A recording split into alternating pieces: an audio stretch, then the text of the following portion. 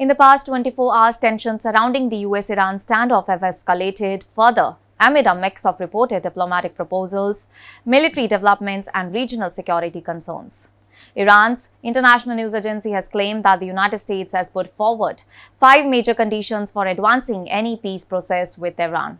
And according to the report, Washington has demanded that Iran transfer around 400 kilograms of enriched uranium into US custody, accept long-term and sweeping restrictions on its nuclear program, and allow only a single nuclear facility to remain operational. The US is also reportedly refusing to provide any compensation for damages that Iran claims were caused by earlier military strikes or sanctions, and has also rejected releasing more than 25% of Iran's frozen overseas assets.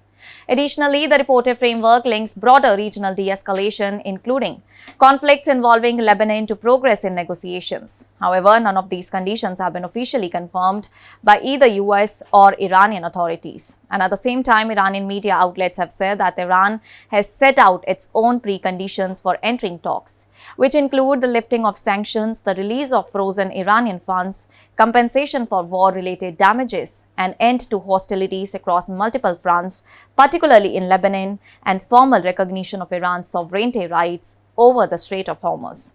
Iranian officials and state-linked voices have repeatedly accused Washington of presenting excessive demands and using diplomacy as a cover for military and geopolitical objectives. Meanwhile, several regional developments have added to the already heightened tensions.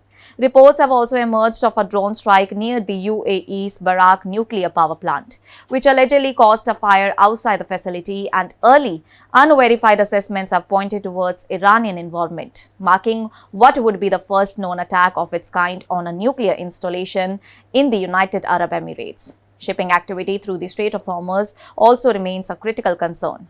Multiple LPG vessels have also reportedly continued transiting the route despite ongoing instability, with at least 15 LPG ships said to have reached India since the start of the conflict.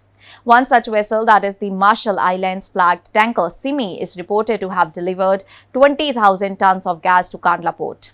India has also publicly stated through its permanent representatives to the United Nations that any disruption to commercial shipping in the Strait of Hormuz would be unacceptable, underscoring the waterway's significance for global energy security.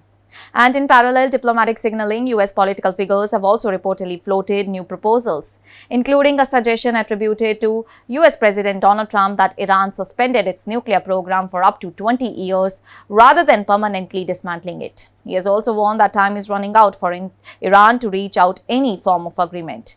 And on the military and regional conflict front, Israel strikes on southern Lebanon have reportedly continued despite an extended ceasefire arrangement, with more than 30 attacks reported and widespread displacement of civilians.